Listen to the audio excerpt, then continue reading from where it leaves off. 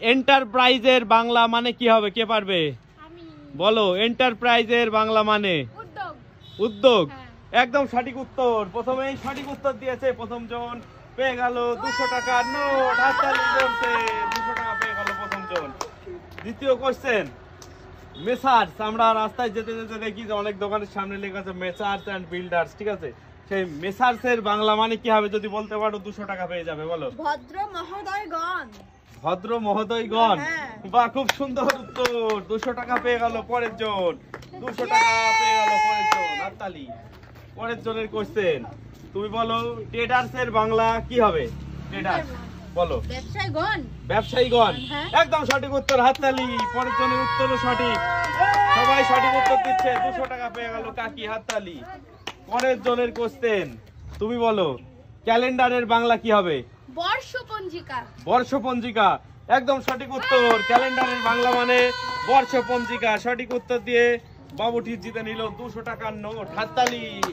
পরের জনের কোশ্চেন, তুমি বলো নার্সিং হোমের বাংলা কি হবে? Nursing home.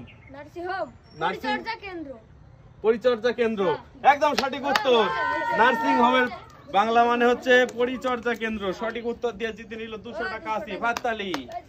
পরের জনের কোশ্চেন, তুমি বলো অ্যাসাইলামের বাংলা মানে কি হবে? আশ্রয় বা নিরাপত্তা। আশ্রয় বা নিরাপত্তা। একদম সঠিক উত্তর। আশ্রয় বা নিরাপত্তা। বাবুটি পেয়ে গেল 200 টাকার নোট। হাততালি। পরের জনের কোশ্চেন, তুমি বলো আইসক্রিমের বাংলা মানে কি হবে? একেবারে সুদাম প্রতিদিন খাই। আচ্ছা বলো। বলবো হ্যাঁ। হিমশট। হিমশট। শিওর তো তুমি? একদম সঠিক উত্তর। আইসক্রিমের বাংলা মানে হিমশট। সঠিক উত্তর দিয়ে বাবুটি জিতে নিল 200 টাকার নোট। আর দুটি কোশ্চেন, আর দুটি মানুষ আছে আমাদের সঙ্গে, রঞ্জন আর হিমা। এই দুজনের মধ্যে কে পারবে দেখা যাক। পরের কোশ্চেন, নেগেটিভের বাংলা মানে কি হবে বলো? নেগেটিভ। নেতিবাচক। নেতিবাচক। একদম সঠিক উত্তর। নেগেটিভের বাংলা মানে নেতিবাচক। সঠিক উত্তর দিয়ে 200 টাকা জিতে নিল হিমা। হাততালি। পরের কোশ্চেন মানে লাস্ট কোশ্চেন, দেখা যাক রঞ্জন ভাই পারে কিনা।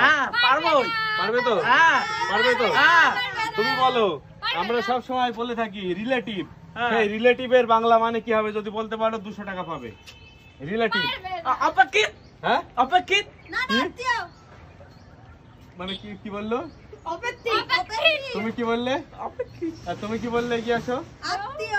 মানে তুমি বলছো আপেক্ষিক, তুমি বলছো আত্মীয়, তাই তো? সো গাইস, দুটো উত্তরই সঠিক। এই যে রিলেটিভের মানে রিলেটিভের বাংলা মানে হচ্ছে আপেক্ষিক বা আত্মীয়। সঠিক উত্তর দিয়েছে রঞ্জন ভাই।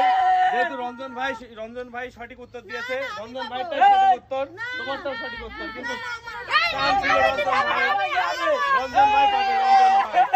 এই টাকাটা রঞ্জন ভাইয়েরই পাবে, কারণ রঞ্জন ভাই আগে বলেছে আপেক্ষিক মানে যা, আত্মীয় মানে তাই। হ্যাঁ বলেছে, একটু উচ্চারণে একটু ভুল হয়েছে, কিন্তু সঠিক উত্তর দিয়েছে রঞ্জন। পেয়ে গেল 200 টাকা।